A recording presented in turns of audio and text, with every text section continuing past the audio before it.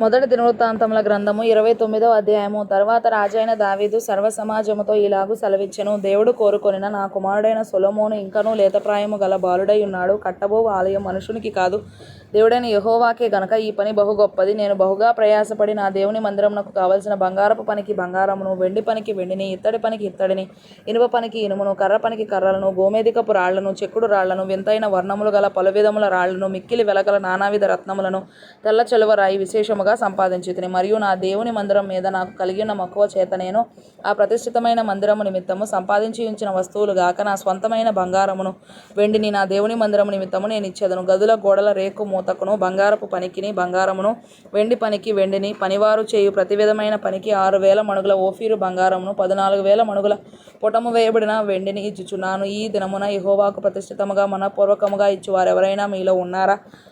అప్పుడు పితరుల ఇండ్లకు అధిపతులను, ఇశ్రాయేలీల గోత్రపు అధిపతులను, సహస్రాధిపతులను, శతాధిపతులను, రాజు పని మీద నియమింపబడిన అధిపతులను కలిసి మనపూర్వకముగా దేవుని మందిరపు పనికి 10,000 మణుగుల బంగారమును, 20,000 మణుగుల బంగారపు ద్రాములను, 20,000 మణుగుల వెండిని, 36,000 మణుగుల ఇత్తడిని, 2,00,000 మణుగుల ఇనుమును ఇచ్చిరి. తమ యొద్ద రత్నములున్న వారు వాటిని తెచ్చి యెహోవా మందిరపు బొక్కసము మీదనున్న గెర్షోనీయుడైన యెహీయేలునకు ఇచ్చిరి. వారు పూర్ణ మనసుతో యెహోవాకు ఇచ్చియుండిరి గనుక వారు అలాగు మనపూర్వకముగా ఇచ్చినందుకు జనులు సంతోషపడి రాజైన దావీదు కూడాను బహుగా సంతోషపడి సమాజము పూర్ణముగా ఉండగా యెహోవాకు ఇట్లు స్తోత్రములు చెల్లించెను. మాకు తండ్రిగానున్న ఇశ్రాయేలీల దేవా యెహోవా, నిరంతరము నీవు స్తోత్రార్హుడవు. యెహోవా, భూమి ఆకాశముల యందుండు సమస్తమును నీ వశము.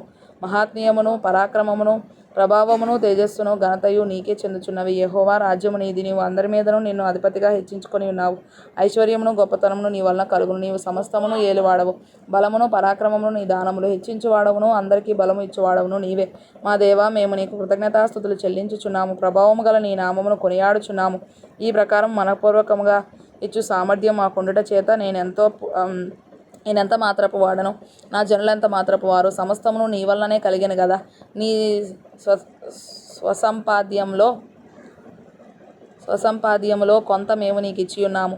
మా పితరులందరి వలనే మేమును నీ సన్నిధిని అతిథులమును పరదేశులమునై ఉన్నాము. మా భూనివాస కాలము నీడ ఎంత అస్థిరము, స్థిరముగా ఉన్నవాడొకడునూ లేడు. మా దేవా యెహోవా, నీ పరిశుద్ధ నామము యొక్క ఘనత కొరకు మందిరమును కట్టించుటకై మేము సమకూర్చిన ఈ వస్తు సముదాయమును నీ వలన కలిగినదే. అంతయు నీది అయి ఉన్నది. నా దేవా, నీవు హృదయ పరిశోధన చేయుచు యథార్థవంతుల యందు ఇష్టపడుచున్నావని నేను ఎరుగుదును. నేనైతే యథార్థ హృదయము గలవాడనై ఇవి అన్నియు మనపూర్వకముగా ఇచ్చియున్నాను. ఇప్పుడు ఇక్కడ నుండి నీ జనులను నీకు మనపూర్వకముగా ఇచ్చుట చూచి సంతోషించుచున్నాను.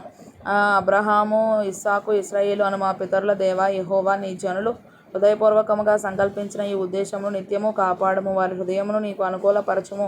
నా కుమారుడైన సొలొమోను నీ ఆజ్ఞలను, నీ శాసనములను, నీ కట్టడలను గైకొనుచు వాటిని అన్నిటినీ అనుసరించునట్లును, నేను కట్టదలిచిన ఈ ఆలయమును కట్టించునట్లును అతనికి నిర్దోషమైన హృదయము దయచేయము. ఇలాగూ పలికిన తరువాత దావీదు, ఇప్పుడు మీ దేవుడైన యెహోవాను స్తుతించుడని సమాజకులందరితో చెప్పగా వారందరూ తమ పితరుల దేవుడైన యెహోవాను స్తుతించి యెహోవా సన్నిధిని రాజు ముందరను తలవంచి నమస్కారము చేసిరి.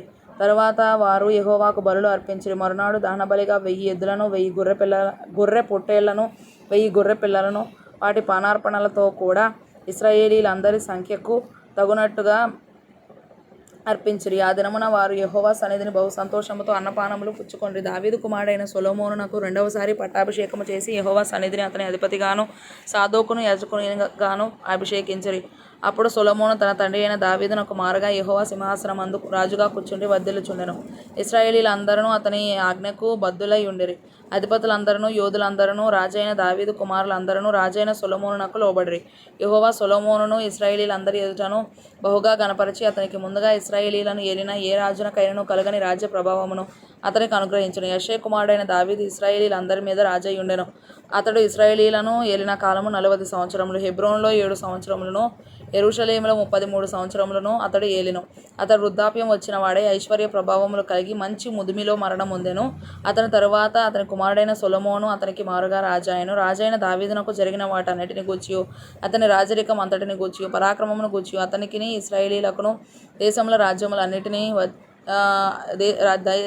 రాజ్యములన్నిటికీ వచ్చిన కాలములను గూర్చియు, దీర్ఘదర్శి సమూయేలు మాటలను బట్టియు, ప్రవక్తయగు నాతాను మాటలను బట్టియు, దీర్ఘదర్శి గాదు మాటలను బట్టియు రాయబడి ఉన్నది.